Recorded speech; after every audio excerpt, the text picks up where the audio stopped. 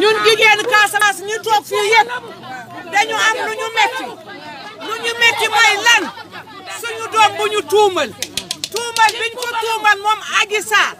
ak ñi mu àndal ak ñi ko yóbbu bu soobee Yàlla bos ni ki tey lekket yi ñu yore simmi suñu kawar yu weex yi Adji Sarr bu ko loolu jigéen ñu am ne mbor la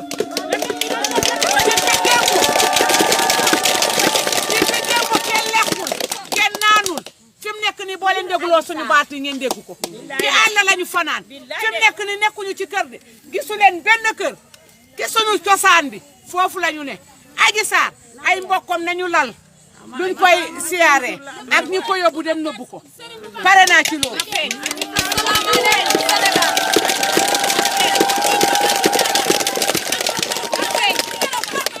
Sénégal lii moom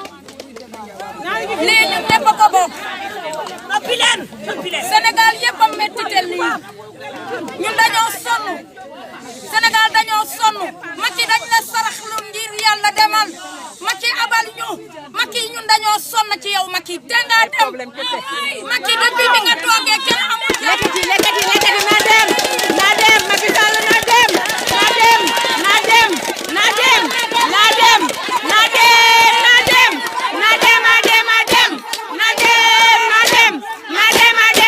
doyal nañ ci yow demal doy na sëkk xanaa buñ la dàkkee nga war a bàyyi nga dem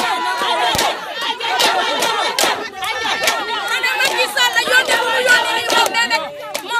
Ousmane Sonko la koy laaj Macky laalul Ousmane Sonko man dama yaram Macky suba Macky xam nga dafa xalaat ne li Ousmane Sonko la ko def moom xamul ne xuuru mi day langa Ousmane Sonko mi bu ko laal bu ko xalaatal lu bon ak ku taxaw ne Ousmane Sonko man dama ko xool bët bu bon nee naa no sanam mi be ka wonora ku Ousmane Sonko wa fa jakuta aw panu ka perata kiya ku bak be fatiya na man ci ku bara bu be bak na mare uy to manu ju ci jumal ak ñi la wala laal na man ko rega ñaw to manu jumal u juma jalu ban u bana jata ñi la jaw be an ken o mu de jakano ken ala ku jola fa wala nona e ula ñañi la ula sa o mu nena nonu ne dala ñi law me barana nana abun ma kay bana tito bana ma ñu mati ku se ku na je la gore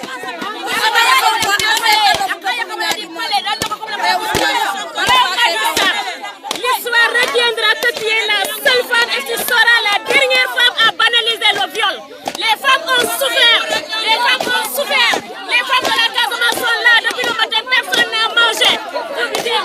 Tu seras la dernière femme à accuser un fils de la Casamance de viol. Et tu seras la dernière femme à banaliser le viol. Le viol qui a tant fait souffrir les femmes. Le viol qui a tant fait souffrir les femmes. Les femmes sont en train de souffrir dans le monde à cause des victimes de viol. Et toi, tu n'as rien à faire. Tu viens accuser Ousmane Sonko, un fils digne du Sénégal.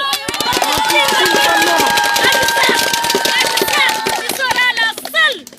Tu seras la dernière à banaliser le viol. Tu seras la dernière à banaliser le viol.